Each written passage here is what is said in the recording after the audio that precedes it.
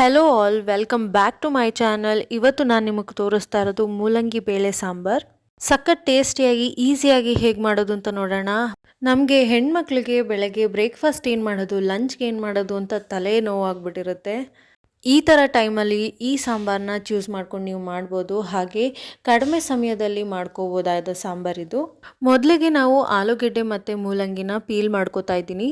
ಒಂದು ಕುಕ್ಕರ್ಗೆ ವಾಶ್ ಆಗಿರೋಂಥ ತೊಗರಿಬೇಳೆನ 1 ಕಪ್ ತೊಗೋತಾ ಇದ್ದೀನಿ. ಅದ್ರ ಜೊತೆಗೆ ಆಲೂಗೆಡ್ಡೆ ಮತ್ತು ಮೂಲಂಗಿನ ನಾವು ಕಟ್ ಮಾಡಿದ್ವಲ್ಲ ಅದನ್ನು ಸೇರಿಸ್ಕೊಂಡು 1.5 ಕಪ್ ನೀರನ್ನ ಹಾಕಿ 2 ವಿಷಲ್ ಬೇಯಿಸ್ಕೊತಾ ಇದ್ದೀನಿ.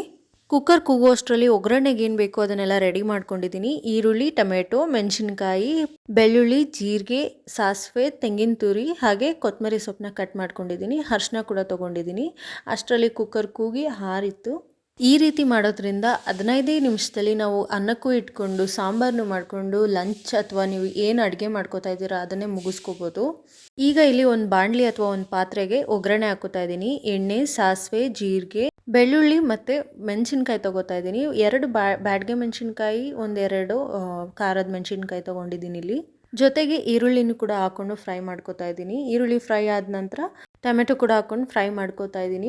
ಟೊಮೆಟೊನ ಸ್ಮ್ಯಾಶ್ ಆಗೋ ರೀತಿ ಬೇಯಿಸ್ಕೊಳ್ಳಿ. ಉಪ್ಪು, ಅರಿಶಿನ 2 ಸೇರಿಸ್ಕೊಂಡು ಫ್ರೈ ಮಾಡಿಕೊಂಡ್ರೆ ಬೇಗನೆ ಆಗೋಗುತ್ತೆ.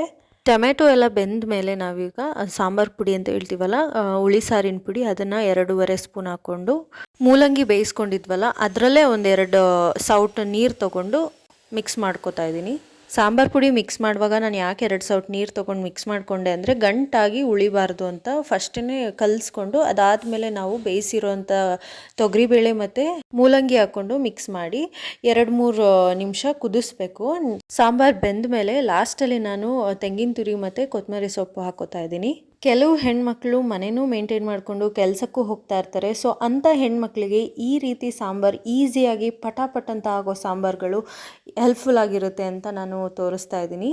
ನೀವು ಕೂಡ ಒಂದ್ಸತಿ ಈ ರೆಸಿಪಿನ ಟ್ರೈ ಮಾಡಿ ಹೇಗೆ ಬಂತು ಅಂತ ನನಗೆ ಕಮೆಂಟ್ ಸೆಕ್ಷನಲ್ಲಿ ಹೇಳಿ. ಹಾಗೆ ಯಾರೆಲ್ಲ ಈ ರೆಸಿಪಿನ ಆಲ್ರೆಡಿ ನೀವು ಮನೇಲಿ ಮಾಡ್ತಾ ಇದ್ದೀರಾ ನೀವು ಕೂಡ ಕಮೆಂಟ್ ಸೆಕ್ಷನಲ್ಲಿ ನನಗೆ ಹೇಳಿ. ಈ ವಿಡಿಯೋ ಇಷ್ಟ ಆದಲ್ಲಿ ಲೈಕ್ ಮಾಡಿ, ಶೇರ್ ಮಾಡಿ, ಸಬ್ಸ್ಕ್ರೈಬ್ ಮಾಡೋದನ್ನ ಮರಿಬೇಡಿ. Thanks for watching.